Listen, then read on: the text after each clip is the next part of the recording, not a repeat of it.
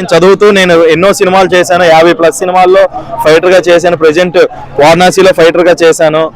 దాన్ని మనుషులను కూడా పంపించాను. పెద్దలో స్టిల్ ఫోటోగ్రాఫర్గా ఉన్నాను. ఎన్నో సినిమాలు చేస్తూ నేను చదువుకున్నప్పుడే నేను కష్టపడి ఒక ఇటుక పేరిస్తే ఇంత బిల్డింగ్ అయింది అని చూపించుకోవచ్చు.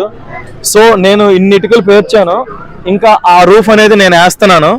నేను అల్లు అర్జున్ అభిమానిగా నేను ఒకటే అనుకున్నా, అతని పేరు వాడకున్నా నేను పెద్ద స్థాయికి వెళ్ళాలి, అతను ఫ్యాన్ అని చెప్పుకోకన్నా. అంటే రేపు పొద్దున్న అతనితో సినిమా చేసినంత వరకు నేను కష్టపడతాను. నేను ఒకటే స్టేట్మెంట్ ఇస్తున్నాను, గుర్తుపెట్టుకోండి, ఇది రికార్డ్ చేసుకోండి, అంతా పెట్టుకోండి.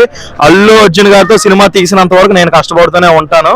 అది రాకా సినిమా అవ్వచ్చు, లేకపోతే నెక్స్ట్ లోకేష్ కంకరాజ్ అవ్వచ్చు, సందీప్ రెడ్డి వంగాల్ గారు అవ్వచ్చు, బెసిల్ గారు అవ్వచ్చు, త్రివిక్రమ్ గారు అవ్వచ్చు.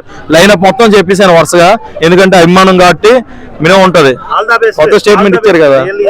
చాలా మీరు మంచి మనసుకి అన్ని మంచి జరగాలని మనస్ఫూర్తిగా నేను రివ్యూస్ ఇస్తున్నాను అందరూ అంటున్నారు. అది రివ్యూస్ కాదు, నా as of best knowledge and opinions ని నేను షేర్ చేసుకుంటున్నాను అంతే.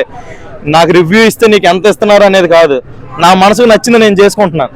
ఇప్పుడు ఇదే రివ్యూస్ చెప్తే రేపు పొద్దు నాకు సినిమాలో ఛాన్సులు వస్తాయంటే మీరు నమ్ముతారో లేదో తెలియదు, కానీ నేను ఇదే డెమో వీడియోస్, నా ఆడిషన్ అనేది నాకు ఉండదు, నా డెమో వీడియోస్ ఇవే. ఈ వీడియోస్ పెట్టుకొని నేను సినిమాలు కొట్టాను.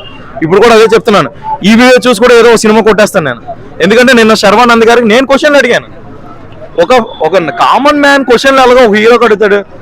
హీరో గ్లాడ్ టు మీట్ అనేసి అన్నంత వరకు నేను కష్టపడ్డాను అంతే. Thank you.